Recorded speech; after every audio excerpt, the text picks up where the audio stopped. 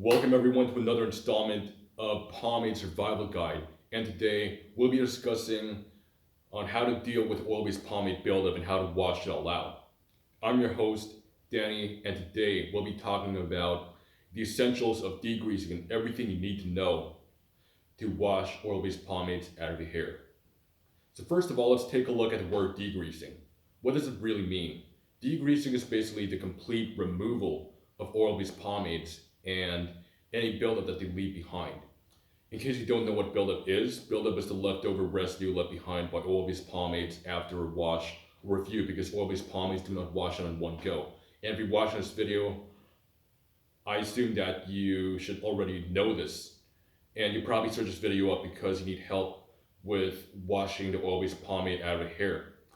But if you would like to know more about pomade vocabulary, and if you're completely new to the world of pomade, or if you'd like a fresher, then you can always go back to the third video of this Pomade Survival Guide series, where I talk about basic pomade terminology you might come across typically. So now I'll address a common beginner question that I often see, which is how often one should degrease and whether you should degrease after every single time when using oil-based pomades. Let me start by saying that I highly do not recommend washing oil-based pomades out after every single use, because this is just highly impractical and it pretty much defeats the purpose of using oil-based pomades. If you're this kind of person, you might as well just move to using unorthodox water-based pomades instead, because the true oil-based pomade users, buildup is not so much of an inconvenience, but rather it's a gift. It's an advantage to those of you who are conservative with your spending habits or your money, in a way that you get to use less product each day, so it really does save a lot of product. And buildup also allows you to style your hair a lot easier. You get more control in consecutive days. You add more product and your hair would be slicker. It styles better and it looks better. Well, that is until you have too much product in your hair, that it becomes a little bit of an inconvenience to style eventually, and you can't really get so much of a good style anymore. And that's when you know that it's time to degrease, or at least use less product each day. And there's something just so thrilling about buildup. Maybe it's the fact that it's unconventional to today's standards, or it's the old school of it, the old school appeal of it. But anyway, back to the question of how often one should degrease. Well, the average pomade enthusiast, such as myself, we usually degrease at least once a week.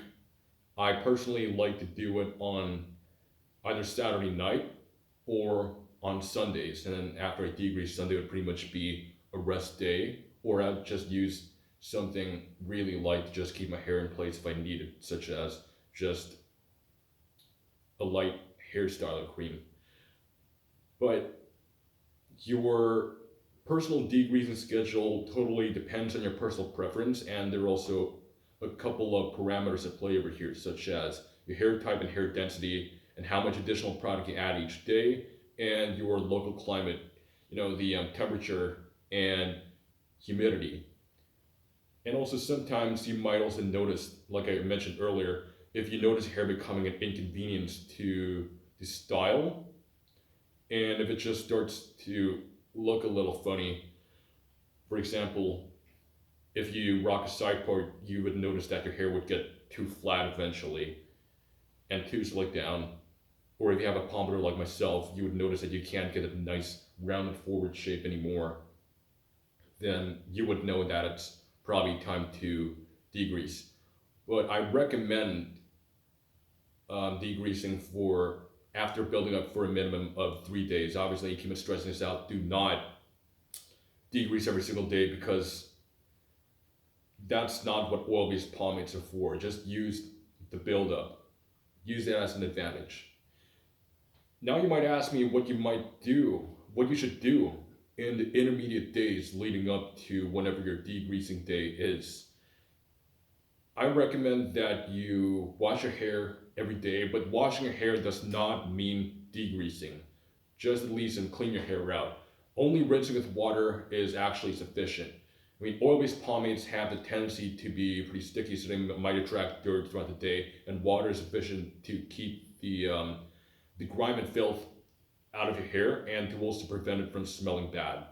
But if you'd like, you can also shampoo, but just shampoo very lightly, and this will definitely not degrease your hair at all, unless you, well, just don't go crazy in the shampoo, and don't go for multiple rounds either. Just one light round of shampoo is enough. Even if you do this every day, it's still fine, but you would get less buildup compared to just rinsing your hair out with water. So if I do shampoo, what I recommend doing, what I like to do is alternate. So basically, on the first day when I apply oil-based pomade, I would either light shampoo, and then the next day just rinse with water and repeat the cycle until it's time to degrease. Or maybe on the first day I would just rinse with water, and the next day I'd light shampoo, and so on and so forth until it's time to degrease. And on degreasing day, that's obviously when you change things up and start the actual degreasing process.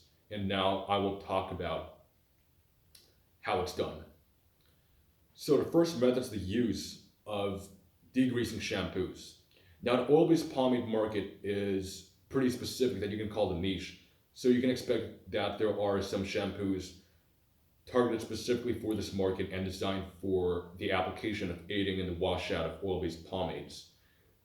And obviously the washout oil-based pomade is a lot better than your typical conventional shampoo. A popular example of a degreasing shampoo is Brussels scrub shampoo. However, there is a more recent specific product that I'd like to talk about, and I promise you this is not an ad, this is not a product placement, but my pomade brethren in the US, they swear by this product, so I'll just go ahead and give it a mention. The Phoenix Shaving Company developed a cube degreasing shampoo, which is a glycerin-based shampoo that washes out buildup in just one go. I myself have not tried this product yet because, as far as I know, it's only available in the US, and I don't want to pay for expensive shipping costs. So I'll leave a link to the description of, I'll leave a link to this product in the description below. So go ahead and check it out if you're based in the US. While I myself, I'm out here in Europe. So if you tried it out, if you ordered it, and if it works really well for you, just let me know in the comment section below. And now the second method I'd like to talk about is the use of conditioners, the famous conditioner method. And this method is highly favored by a lot of individuals in the pomade enthusiast circle. That if you stayed in the pomade enthusiast community for quite a bit, you might have already heard of this method, and it obviously uses conditioner. You can use any type of conditioner, but the point is to just apply a dollop of conditioner on your hands and then run it through your hair as you would with a pomade, which obviously the amount of conditioner you should use depends on the amount of buildup that's in your hair. And just let that conditioner sit for a while. If you use a regular conditioner, just let it sit for between half an hour to an hour. But if you use a deep cleansing conditioner, which I recommend because they do the job better and quicker, it would take between 15 to 30 minutes, and just let them sit for how long, depending on the type of conditioner you use. And then hop in the shower, wash conditioner out, and shampoo and condition is normal, and you should have most of the buildup gone, if not all. But if necessary, repeat another round or two of the shampoo and conditioner, and I can pretty much guarantee that you should have all the buildup gone by then. The specific conditioner that a lot of us pomade enthusiasts swear by is Aussie 3-Minute Miracle Moist. That's what the product is called if you're based in the US, but in Europe it's marketed under a different name. It's marketed under Aussie 3-Minute Miracle Moisture, which I actually finished it not too long ago, and I went back to the store to try to stock up on another bottle or two, but it was sold out, but what they had left on the shelves are what I hold in my hands right now, which is Aussie 3 Minute Miracle Nourish, which is another um, deep cleansing conditioner from 3 Minute Miracle line. And this works just as well. So basically, any deep cleansing conditioner from the Aussie 3 Minute Miracle line works pretty well. And once again, this is not an ad. So the next methods I'll be talking about involve the use of adding additional product to your hair and letting them sit throughout the rest of the day. So basically, when you just style your hair, at the same time you would style your hair every single morning, don't add any more oil-based pomade buildup, but instead add these products to your hair and let them sit for the course of the day and let them do their job until you shower at the end of the day and wash it all out, and you should have most of the buildup just gone, and if necessary, shampoo and condition with another round or two, and it should be gone. And the first product type for this application I'll be talking about is hair tonics and hair oils. Well, there are two main types of hair tonics, which are alcohol-based hair tonics and oil-based hair tonics. And you can obviously tell the difference between these two types of tonics by reading the ingredients list. With alcohol-based tonics, you can usually find them pretty easily in your local drugstore or beauty supply store. And the advantage of them is that they are cheaper than oil-based tonics typically, because you would normally get more product for the price you pay. And a popular example in the US is Vitalis Hair Tonic, which is an old school alcohol-based tonic. There are also water-based tonics, but I consider them to be more or less similar to alcohol-based tonics because they contain alcohol as an active ingredient as well. Such as in Germany, you have Sabor and Haarwasser by Schwarzkopf, and this is water-based, but boy, you can really smell the alcohol from here. This one's pretty cheap too. I think it's about between €2 to €3. I can't really remember, but you can find it in any Rossmann drugstore, and you get quite a lot of product for the amount you pay. Now, oil-based tonics are basically a blend of different oils in a bottle, and sometimes they're marketed under beard oils, because beard oils are just nothing more than hair tonics but marketed for your beard. So obviously you can use that for your hair as a hair tonic to break down the buildup. And the great thing about oil-based pomades is not only do they break any buildup down your hair, but they also really nourish and condition your hair. And my personal favorite oil-based tonic is the tonic from Templeton Tonics. There are also old school oil-based hair tonics, and these are usually scented mineral oils, such as Vaseline Hair Tonic. They're really just mineral oil with fragrance, but they, of course, do work well too. And sometimes they're marketed under liquid brilliantine, such as Linetti liquid brilliantine, which is Italian, or you can also find Tres Flores liquid brilliantine if you live in the US. Using oil-based tonics to break down oil-based pomade buildup is like fighting fire with fire. So for this, if you are a bit of a cheapskate and you don't want to spend more money on an oil-based tonic or a beard oil, you can use at least a tablespoon of olive oil. But I might warn you that this might make your hair excessively greasy. So that's another reason why you should consider spending money on a good quality oil-based hair tonic, because these oil-based hair tonics, they are usually designed, especially the new school ones, they're like Templeton Tonics, for example, they're designed with hand-blended oils that absorb quickly into your hair so they don't make it too excessively greasy. And now, the second product type I'll be talking about is hair creams. You know, basically those really light hold hair products with a very creamy consistency, such as Brill Cream, for example. Now, these are sometimes marketed under leave-in conditioners, but then you might also find them under styling cream, but this is not to be confused with cream pomades because some cream pomades can also be advertised under styling cream, but you can also tell the difference between actual hair creams and cream pomades because cream pomades are usually more waxy consistency. They're kind of like waxy creamy, but you also don't want to use those creams designed for pre-styling and adding volume. For example, the best hair creams for this application are type that promise conditioning as their selling point, while also providing light hold and a bit of grooming to be able to keep your hair neat, such as Brill cream. This one,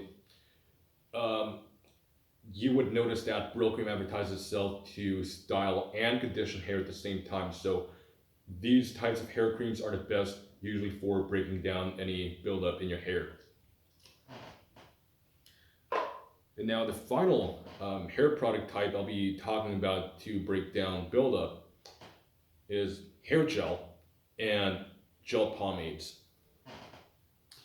Well, some people don't really like to use hair gel because hair gel dries hair out and it gets crusty. But honestly, if you actually are a regular oil-based pomade user, you really don't have to worry about hair gel drying it out. I mean, you're just using it for just once a week, just on degreasing days, and all the other days you're pretty much using oil-based pomades. So oil-based pomades pretty much nourish your hair, and so just really, you really don't have to worry about the drying effect of gel at all. And furthermore, you don't have to worry about hardening either because with all the grease in your hair, the buildup will counteract the hardening effect of gel, so you won't worry about it getting too hard. Now, my personal favorite styling gel is Pinot Clubman styling gel, and this does not actually crunch up too much, even as a standalone. Then again, with all the oil-based pomade buildup, it'll counteract any crusting or hardening effects compared to just using it as a standalone. Alternatively, you can use orthodox water-based pomades or gel-type pomades such as Suavecito, for example. Any water-based gel-type pomade will work, and that's another reason to keep various different types of pomades in your arsenal if you're the kind of person like myself. But if you really want a good gel type product that is completely free of the risk of hardening, if you're based in the US, Groom & Clean is an excellent product and it's one of the best degreasing products I've ever used. And this is basically an old-fashioned gel cream from the 60s, basically one of the first hair gels, except that it does not harden at all and it gives a lot of shine. So this is Groom & Clean. You can just go ahead and try the European version of it, which is LT Piver Magic Fix, and that's it's a French product, but your local dealer, if you live in Europe, might carry it. It's the closest thing to Groom & Clean I know about. So I guess that's it, and I think I covered everything I need to talk about for degreasing already, and that's quite a lot of methods. So you can experiment with these. You maybe can even use a combination of these different methods. So right now I will give a quick recap, a summary of what we learned today in half a minute or less, starting right now. Degreasing is the complete removal of oil-based pomade buildup from your hair, and the average pomade user degreases once a week, but this depends on your own schedule. You can make up your own schedule for it. Just wash your hair, rinse your hair with water every day. You can shampoo like brands if you'd like to, and you can degrease using special shampoos or using conditioner method, which is let the conditioner sit for a while, and then shampoo and conditioning is normal, and you can use various products to break it down throughout the course of the day, such as hair creams, tonics, gels, and gel pomades. And I did it. That was less than 30 seconds. Anyway, if you learned a lot from this video, and if you really enjoyed it, please leave a like, comment, subscribe to this channel, and click on the bell icon to not miss a single upload. And I'll see you next time on The Squinty Show.